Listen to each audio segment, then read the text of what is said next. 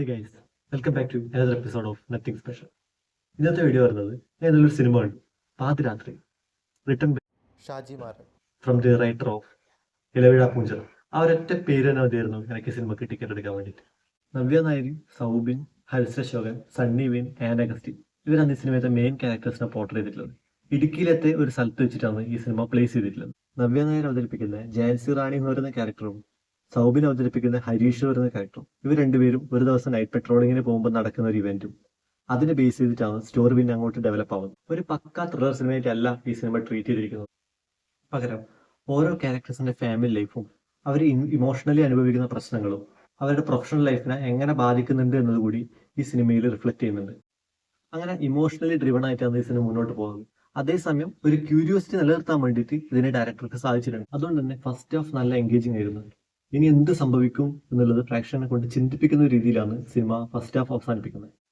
ആദ്യമായിട്ടാണ് നവ്യ നായർ നമ്മളൊരു പോലീസ് ക്യാരക്ടറിൽ കാണുന്നത്. അത്ര അടിപൊളിയായിട്ട് നമുക്ക് തോന്നില്ലെങ്കിലും ഒരു ബോൾഡ് ക്യാരക്ടർ എന്നല്ല, പക്ഷെ ഒരു സോഫ്റ്റ് ആയിട്ട് ആ ക്യാരക്ടറിനെ നൈസായിട്ട് തന്നെയാണ് നവ്യ നായർ അവതരിപ്പിച്ചിട്ടുള്ളത്. അങ്ങനെ നിനക്ക് തോന്നി, എനിക്ക് പേഴ്സണലി ആ ക്യാരക്ടർ ഇഷ്ടമായിട്ടുണ്ട്. പിന്നെ അതുപോലെ തന്നെ സൗബിൻ അവതരിപ്പിച്ച ക്യാരക്ടറും നൈസായിട്ട് പുള്ളി ചെയ്തിട്ടുണ്ട്. ഫുൾ ടൈം ക്യാരക്ടർ ആയിട്ടുള്ള ഒരു ഇമോഷണൽ കണക്ഷൻ നമുക്ക് കിട്ടുന്നുണ്ട്. അതുപോലെ തന്നെയാണ് ഹരിശ്ര അശോകൻ അവതരിപ്പിച്ച ക്യാരക്ടർ. ആ പോലീസ് ക്യാരക്ടർ സ്ക്രീനിൽ വരുമ്പോൾ തന്നെ എനിക്ക് ഫുൾ ടൈം ആ പടത്തിൽ കുറച്ചും കൂടി കോൺസെൻട്രേറ്റ് ചെയ്യാനുള്ള ഒരു ഫീല് എനിക്ക് കിട്ടുന്നുണ്ടായിരുന്നു. എനിക്ക് പടത്തിൽ നിരാശ എന്നൊരു ക്യാരക്ടർ പറഞ്ഞെങ്കിൽ ഒരു ഇമ്പോർട്ടൻറ്റ് ക്യാരക്ടർ അവതരിപ്പിച്ച് സണ്ണി വെയിൻ്റെ ക്യാരക്ടറാണ്. അത് പക്ഷെ എനിക്ക് പടത്തിലേക്ക് ഒരു ഇമോഷണൽ കണക്ഷൻ എനിക്ക് തോന്നിയിട്ടുണ്ടായില്ല. ഇനി സെക്കൻഡ് ഹാഫിലേക്ക് വരുമ്പോൾ ഇതുവരെ ബിൽഡ് ചെയ്തുകൊണ്ടിരുന്ന ക്യൂരിയോസിറ്റി കണ്ടിന്യൂ ചെയ്യാൻ വേണ്ടിയിട്ട് ഇതിന്റെ മേക്കേഴ്സിന് പറ്റിയിട്ടുണ്ടോ എന്നുള്ളത് ഡൗട്ട് ആവും. സെക്കൻഡ് ഹാഫ് തുടങ്ങിയപ്പോൾ എനിക്ക് തോന്നിയത് അവർക്ക് ഈ സിനിമ എങ്ങനെയെങ്കിലും ഒന്ന് അവസാനിപ്പിച്ചാൽ മതി. അതിനുശേഷമുള്ള ഒന്നും ഒട്ടും കൺവിൻസബിൾ ആയിരുന്നില്ല.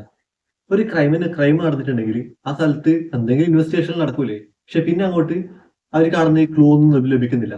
പക്ഷെ നവ്യ നായർ വെറുതെ ഒരു പറമ്പിലൂടെ നടന്നു പോകുന്ന സമയത്ത് ഒരു ദിവസം അവിടെ നിന്ന് എവിഡൻസ് കിട്ടിയിരുന്നു. ആ എവിഡൻസ് കാണുമ്പോൾ തന്നെ നവ്യ നായർക്ക് ഓർമ്മ വരും, പണ്ട് കണ്ടൊരു ഫോട്ടോയില് ബാക്ക്ഡ്രോപ്പിൽ ഈ സാധനം ഉണ്ടായിരുന്നു. അങ്ങനെയാണ് ഈ സിനിമയുടെ കേസ് സോൾവ് ആവുന്നതിന്റെ ഒരു മെയിൻ എവിഡൻസ് പറഞ്ഞിട്ടുണ്ടെങ്കിൽ. ഇത് കണ്ടപ്പോൾ എനിക്ക് പെട്ടെന്ന് മനസ്സിലേക്ക് വന്നിട്ടുണ്ടായത് കോളേജ് കുമാരൻ എന്ന് പറയുന്ന സിനിമയിൽ ലാലേട്ടൻ ഒരു വണ്ടീന്റെ നമ്പർ ആലോചിച്ചെടുക്കുന്നില്ലേ, ഹോസ്പിറ്റലിൽ കണ്ട സമയത്ത് പാസ് ചെയ്ത ഒരു വണ്ടീന്റെ നമ്പർ ആലോചിച്ചെടുക്കുന്നുണ്ടല്ലോ. ആ സീൻ എനിക്ക് ഈ സിനിമ കണ്ട സമയത്ത് ഓർമ്മ വന്നത്.